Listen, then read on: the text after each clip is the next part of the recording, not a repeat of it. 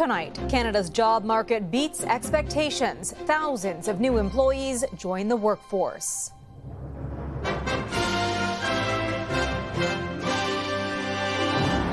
The unemployment rate drops for the first time in more than a year. We're starting 2024 on a very strong footing. But it could delay any relief on interest rates. Vladimir Putin uses a Canadian error to criticize the Ukrainian president. We do not believe that part of the report lives in reality. Defending Joe Biden's memory, the political damage after a scathing report. Hi. Hidden cameras shed light on repair ripoffs and other suspect business practices, a W5 investigation. And the other competition at the Super Bowl. There's no better stage to put your brand on than the Super Bowl. A look at the ads aiming to intercept viewers' attention. Yeah, what's up?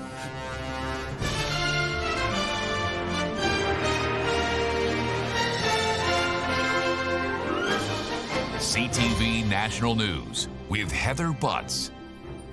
Good evening. We begin with some positive news on the Canadian economy. After 3 consecutive months of little change, employment numbers are better than most economists expected. The country added 37,000 jobs in January. That pushed the unemployment rate down slightly to 5.7%, the first decline in more than a year. CTV's Garrett Barry on where we are seeing the unexpected growth. Scott Ganew's office is a busy place these days. He is a recruiter, matching employers looking for workers with workers looking for work. It's just everywhere, and when you think, okay, is the storm over? You get a flurry and you're onboarding a bunch of jobs. New job numbers suggested there were 7,500 new jobs created in Newfoundland and Labrador in January. Natural resources, like the province's offshore oil and gas industry, are a big part of that, according to Statistics Canada. We have so many different sectors that are doing so well in our province right now. Everything from, the tech sector, aquaculture, mining, the fishery, oil and gas. Newfoundland and Labrador ranked only behind Ontario in job growth in January. Across the country, employment has ticked up. These job numbers are better than what most economists were expecting, and a lot of the growth is happening in retail centers like this. We're starting 2024 on a very strong footing. And here we go again, another 37,000 jobs. That's pretty good job growth on a monthly basis. Today's jobs report still showed some weakness in the private sector, in manufacturing and construction. Where there were job gains, it was in the service sector. The biggest gains were in wholesale and retail.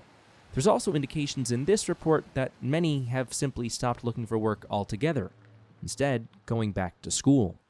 Economists seem to agree there's nothing in this report that will push the Bank of Canada to change course on interest rate policy. In fact, it might be an indication that the bank's monetary policy is paying off. But if we start to see job losses, then that means that perhaps this high interest rate environment is going to have a bigger impact more quickly than we might want. The Bank of Canada's next interest rate announcement is set for March 6th. Garrett Barry, CTV News, St. John's. At a time when a lot of Canadian snowbirds travel to Florida, a small plane crashed on a highway near Naples today. Oh my God! Oh my God! The passenger jet came down, hit a vehicle on the ground, and burst into flames. At least 2 people were killed while 3 others survived. The plane had taken off from Ohio. The pilot said over the radio that both engines failed as he approached the Naples airport. The White House today says a special counsel report made inappropriate criticisms of the president when it suggested Joe Biden suffers memory lapses. The president's demeanor in that report was characterized, could not be more wrong on the facts, and clearly politically motivated. It found Joe Biden mishandled classified documents when he was vice president, but didn't recommend charges, arguing a jury would be unlikely to convict, with Biden representing himself as a sympathetic, well-meaning elderly man with a poor memory. I'm well-meaning, and I'm an elderly man, and I know what the hell I'm doing. Biden defended himself last night, but moments later referred to the president of Egypt as the president of Mexico when talking about the crisis in Gaza. The president of Mexico, Sisi, did not want to open up the gate to allow humanitarian material to get in. And joining us now from Washington is CTV News political analyst Eric Ham. Eric, there is a lot of damage control underway tonight. Yeah, it certainly is. And we know that Joe Biden has been dealing with this issue for quite some time. But I think last night with the special counsel's report, I think that's why we saw Joe Biden lashing out the way he did, not only at special counsel Robert Hur, but also at the press. But we also have to remember, this is something that has been baked in for months, if not over a year now. And so this is not something that's necessarily going to change the minds of many voters because they already know Joe Biden is a really old man. All right, Eric, so we have his age, and people do misspeak, but when it's the president, do these things really add up over time and have broader political implications? Well, absolutely, they do. I think that's one of the reasons why we see Joe Biden's approval rating continue to crater, because many Americans simply believe that he simply isn't up to the job. And also what they continue to tell us by their approval rating is that not only do they not want to see Joe Biden actually attempt to run again and serve another 4 years, but they don't want to see Donald Trump either. And I think what we're seeing here now is many Americans recognize that there is a problem, but Joe Biden, based on what we saw last night, still has much, much more work to do. And Eric, just quickly, last month, Donald Trump confused Nikki Haley with Nancy Pelosi. So what are people making of this? I think this is the biggest reason why so many Americans simply are unhappy with what they think could be the choices for their nominees for president of the United States. They want to see someone who's more young, who's more energetic, and someone who's more vibrant. And right now, that's not what they're getting. CTV News political analyst Eric Ham, thank you. Controversial American host Tucker Carlson is being criticized for his interview with Vladimir Putin, the Russian president's first since the invasion of Ukraine. The former Fox News host largely refrained from challenging questions, instead allowing a free lane for Putin to tell his version of history. CTV's Allison Bamford on the Canadian comments.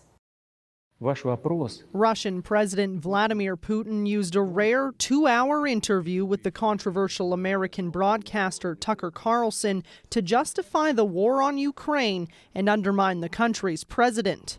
People who exterminated Jews, Russians, and Poles are alive. And the president, the current president of today's Ukraine, applauds him in the Canadian Parliament.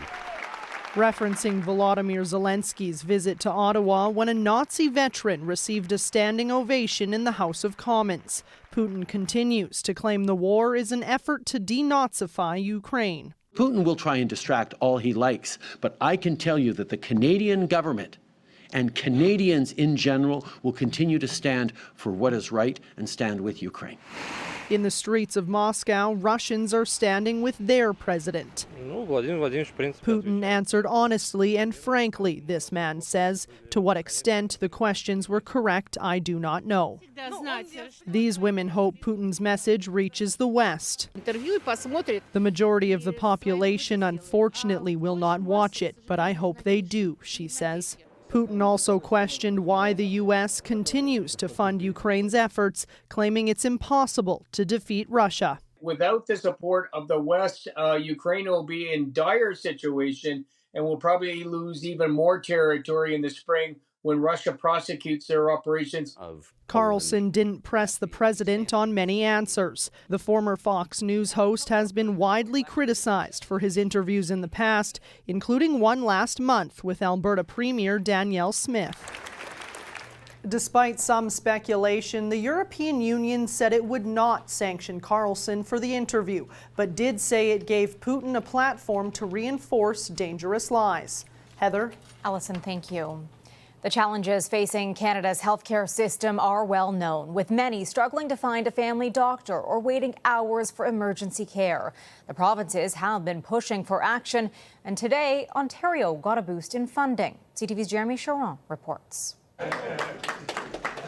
From inside this King City, Ontario hospital, a new deal between Ottawa and Ontario aimed at easing the healthcare crisis in the province. It's a transformative investment that will deliver real improvements and protect our healthcare system now and into the future. The new 3-year, $3.1 billion healthcare agreement aims to increase access to primary care, reduce wait times, and address massive healthcare staffing shortages. It will help to ensure that people across Ontario will continue to get the high-quality, convenient care they need when they need it. Tracy Wilson is hoping she can benefit. She's been without a family doctor for 8 years. I've spent an incredible amount of time literally just cold calling doctors' offices, asking if they're taking patients, getting on their wait list. I've literally never heard back from any of them. Wilson has been stuck on a provincial wait list without any progress. By the time something's wrong enough for me to go sit for 18 hours in an ER or, spend a day down at the walk-in clinic, first of all, would they even find it? And second of all, is it going to be too late for me? So that's a serious concern. She's far from alone. A record number of patients are without a family doctor in Ontario. It will hopefully ensure that every Ontarian will have access to a family doctor. I mean, right now, there's 2.3 million people in Ontario that don't have access to a family doctor or primary care provider. But this family doctor says how the province delivers on its promise will be key. What is the best way to invest these dollars? And we've got lots of people with great ideas. So how the money gets translated into those things, we're going to find out soon. Ontario is now the 5th province to sign a deal with Ottawa as part of a $200 billion accord announced last year. Heather? Thanks, Jeremy. At the same news conference, the Prime Minister was scathing when asked about the 4,800 jobs cut by BCE yesterday, including many from Bell Media, which owns CTV News. This is a garbage decision by a corporation that should know better. This is the erosion not just of journalism, of quality local journalism, at a time where people need it more than ever given misinformation and disinformation, but it's eroding our very democracy. Bell blames Ottawa's regulatory environment for pushing the telecommunications giant to make cuts. The Supreme Court of Canada has ruled Indigenous governments can decide how to deliver child and family services. The unanimous decision strikes down a challenge by Quebec. CTV's Judy Trin on what this means for the process of truth and reconciliation. A celebratory drumbeat marking victory in a legal battle fought for children. The Supreme Court ruled the federal government's Indigenous Child Welfare Act is constitutionally valid, that it protects the well-being of Indigenous children, youth, and families by promoting the delivery of culturally appropriate services. Our peoples have compromised enough. I think it's time now for other governments to do the same. I think that's the only way that trust and good faith will prevail. The Bill C-92 ruling means First Nations, Inuit, and Métis have the right to create their own policies about how children will be cared for in their communities. This forward-looking, reconciliation-based, innovative piece of legislation that has the real ability to create some incredible changes. Passed in 2019, the bill was put on hold when Quebec appealed, arguing it encroached on provincial jurisdiction. This constitutional challenge that was brought forward by the province of Quebec has delayed the implementation of this act by years. Implementing the act is part of Canada's commitment to truth and reconciliation to correct the wrongs of residential schools and the 60s scoop. Separating parents and their children from culture, from language, from family, indeed from love and from care, is a tool that colonizers have used to diminish and oppress people all around the world. But the forced separation of families continues today. Census numbers show that more than half the children in foster care are Indigenous. I believe that this decision really does open the way for Canada and those who want to draw down this jurisdiction to move forward in order to ensure that children are kept in their homes and in their communities. Indigenous groups say they will use this Supreme Court decision to fight for self-governance in other areas beyond child welfare. Heather. Judy, thank you for this. A former Quebec junior hockey player has been found guilty of sexual assault. A judge ruled Noah Corson, son of former NHLer Shane Corson, did not do enough to verify the age of the victim, who was a minor. 2 other players involved in the incident both pleaded guilty in youth court. Corson was 18 at the time. Prince Harry criticized Piers Morgan today after scoring a second victory against Mirror Group newspapers over alleged phone hacking. We call again to the authorities to uphold the rule of law and to prove that no one is above it. That includes Mr. Morgan. In a statement, the Duke of Sussex said his mission to purge the press would continue to the end. The former editor of the Daily Mirror, who previously called Harry a royal traitor, issued this response. Invading the privacy of the royal family is utterly reprehensible. I just wish he'd stop doing it. The prince will receive an out-of-court settlement worth more than $500,000 from the Mirror Group newspapers. Coming up, when business goes bad. I don't want to be taken advantage of again. Investigating companies flagged with an F score. Plus, crunching the numbers on Super Bowl bets.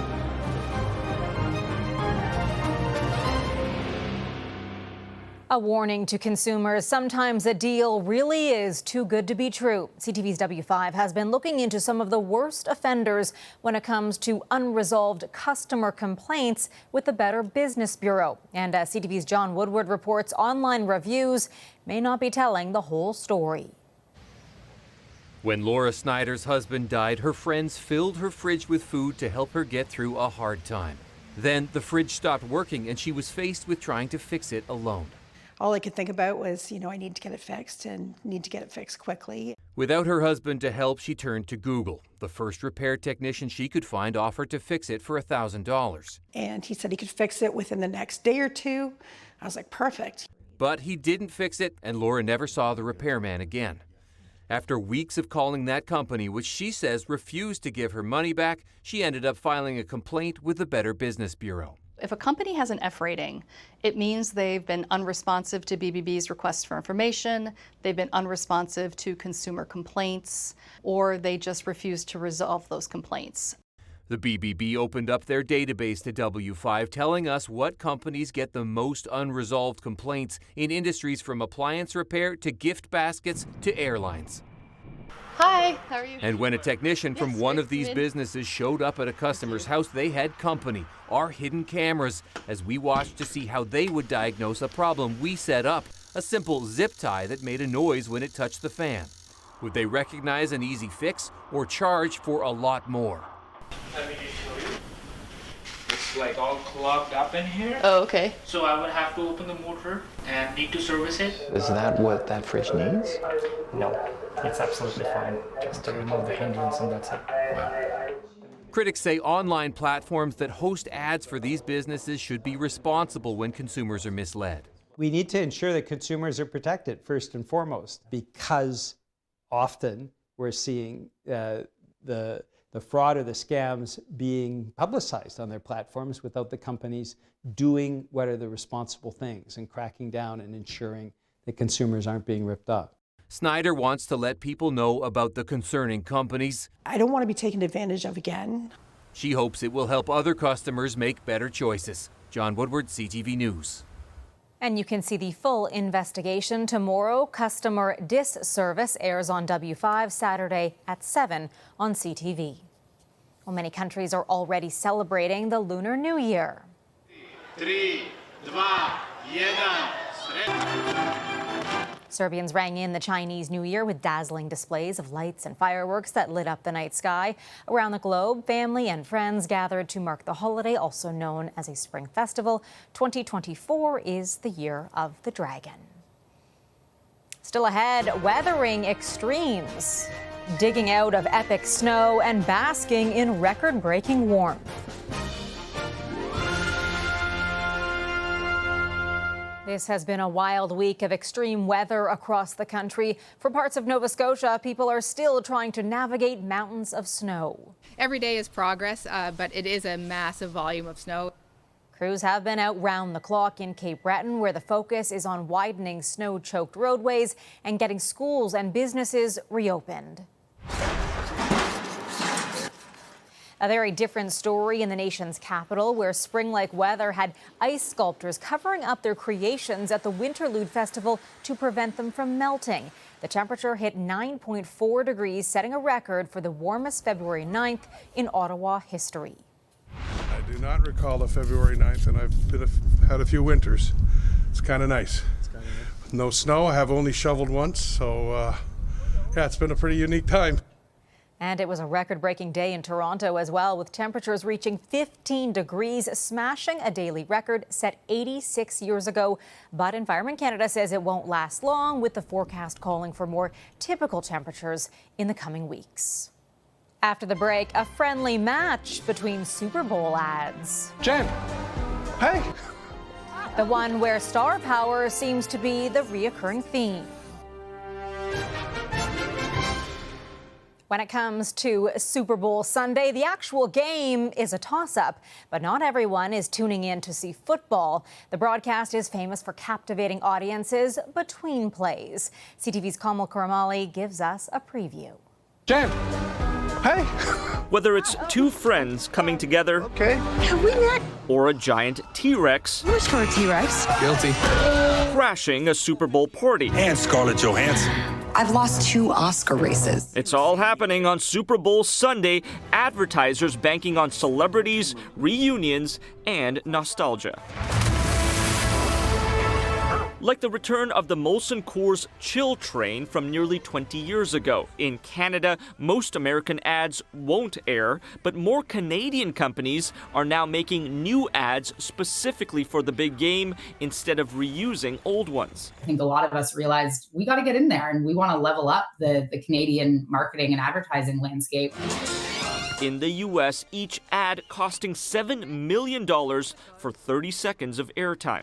This is where we experience advertising together as a nation, and I think there's no better stage to put your brand on than the Super Bowl. But it's not just advertisers hoping to cash in. Nearly 68 million sports gamblers across the U.S. are predicted to place bets, and a record-breaking $23 billion is expected to be wagered on the big game.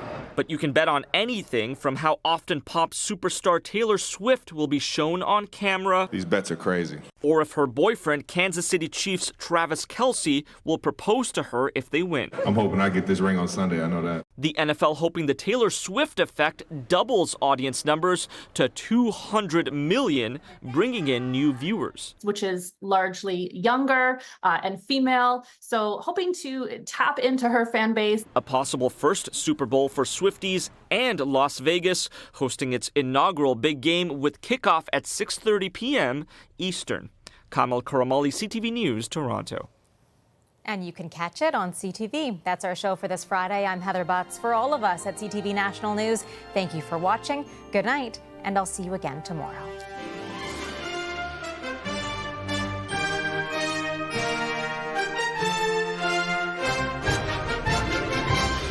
Canadians have turned to CTV National News for more than 60 years. And now there's a new national newscast at 5:30. It's more of the news you trust. More of the experience you rely on. Watch Canada's #1 national news now at 5:30 and 11.